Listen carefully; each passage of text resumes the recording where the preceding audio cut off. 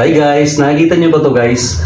So ito yung mga bote ng ng 1.5 na soft drinks. At saka meron akong rito, Aniel, yung blue na pang tina.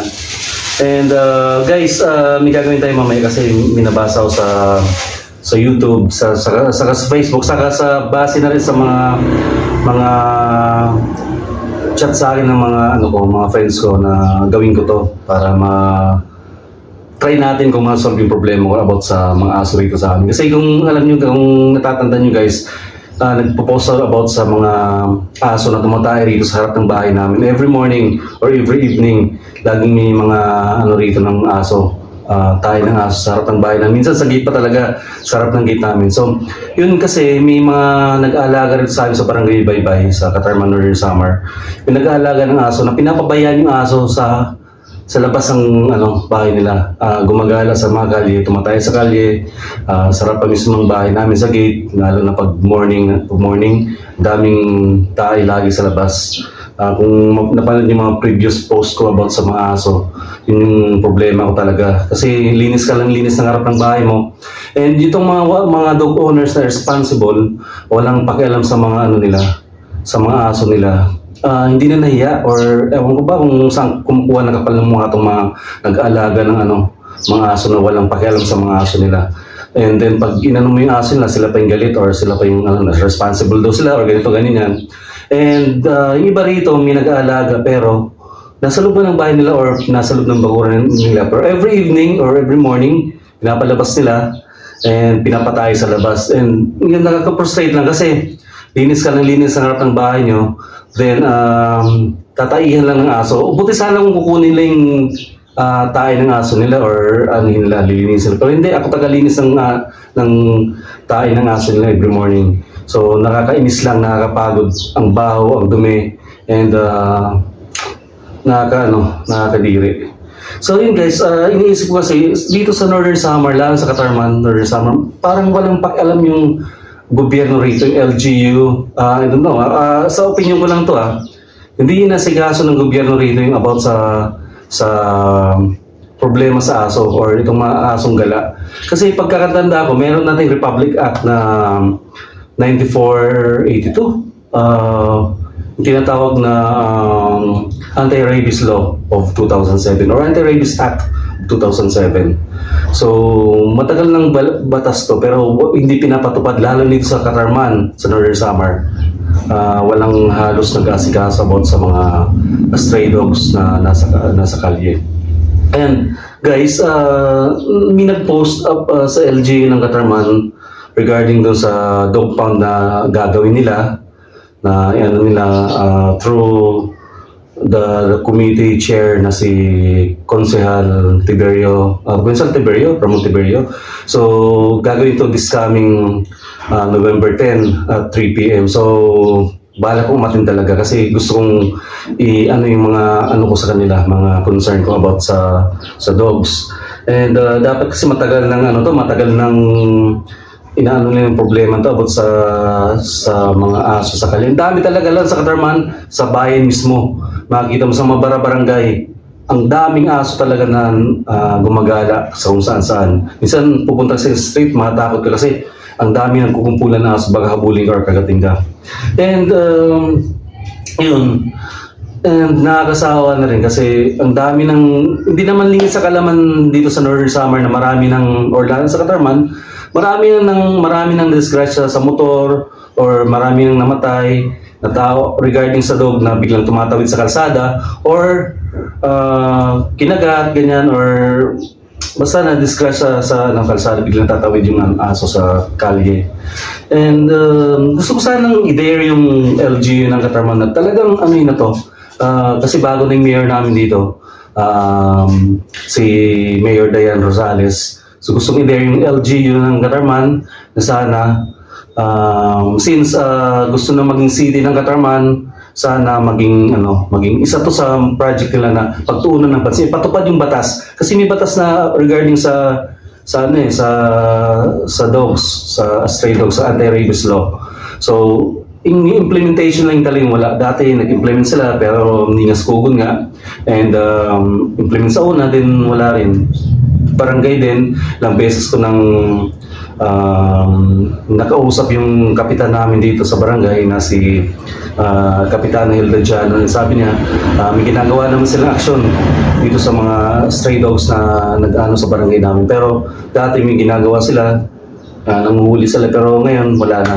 Siguro wala rin pondo or I don't know kung anong problema nila, bakit pinapapatupad yung mga ganung klase ng concern sa barangay namin or sa buong mismong Katarman. So talagang delikado yung mga aso na to na pag-alagala.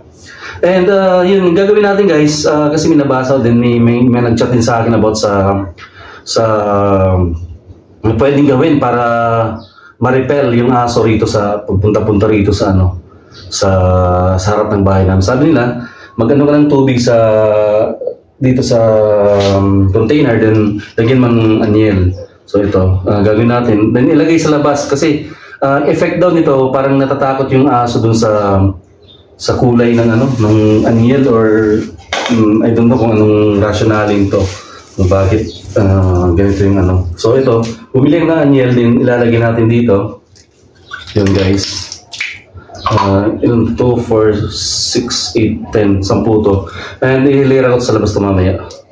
So yan. Lugin lang natin mamaya. So siguro dalawa ilalagay natin kasi kulang isa. And siguro mas matingkad yung kulay, mas maganda siguro para medyo matakot yung yung aso na lumapit dyan sa labas.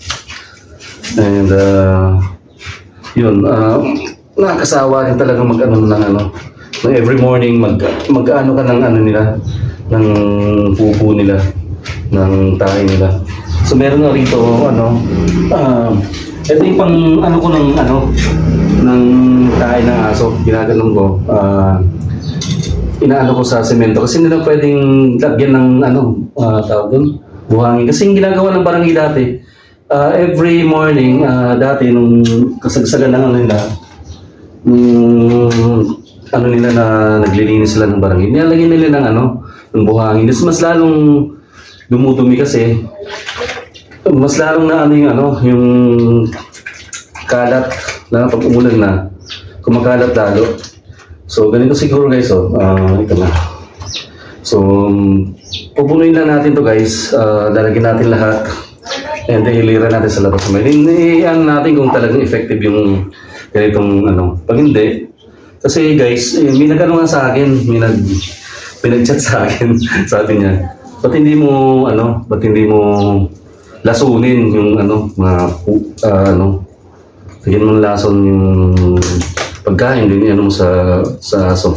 Sabi ko naman, parang hindi naman nakakaawa naman kasi yung naman yung aso, wala namang isip yan eh. Hindi naman nag-iisip ng kagaya ng tao. Yung dapat yun dyan, dapat dyan, yung tao mismo, yung may-ari, mag-responsible.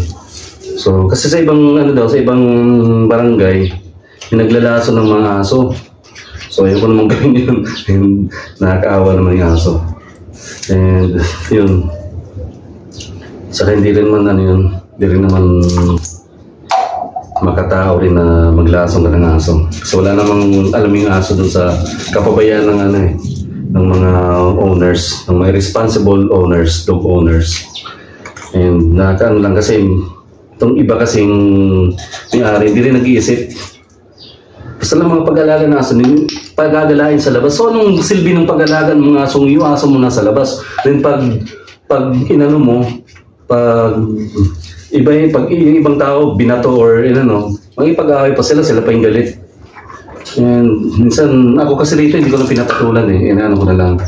Minsan sinasabuyan ko ng tubig para umalis. Hindi ko lang sinasaktan kasi nakakaawa rin. And hindi mga dog lovers, kaya lang hindi rin naman ako pwedeng malakit ang aso din. And yun, kaya as per my inspiration, talagang gagawin ko to para lang para lang hindi ako makapalakit ng aso din, para din lang masolve yung problema ko. And sana, yung may-ari pag napanood to, tamaan din naman. Tamaan din ng hiya. Kasi Sila mismo pinapalabas yung aso nila every morning para tumayo sa labas. Mahiya naman kayo. Kung ayaw yung patayin sa loob ng bahay nyo, huwag patayin sa labas ng bahay nyo lalo. At dito pa mismo sa harap ng bahay ko, sa gate ko pa mismo tumatay, di ba?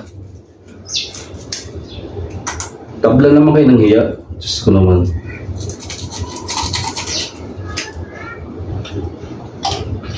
So guys, ito, tatapusin ko lang to, pupunuin ko din mamaya, ihilera ko dun sa labas para ma-observe natin kung talagang effective yung ano na to, yung ganitong pang-repel ng aso. So, kung ganito yung problema sa inyo, pwede nyo rin siguro subukan to, then comment na lang sa post ko kung talagang effective or wala lang or ano lang. Hindi ko lang alam kung effective to. So guys, hanggang dito lang muna, and update lang sa post ko about dito sa ginawa ko. Thank you very much guys, and sana masolve yung problema dito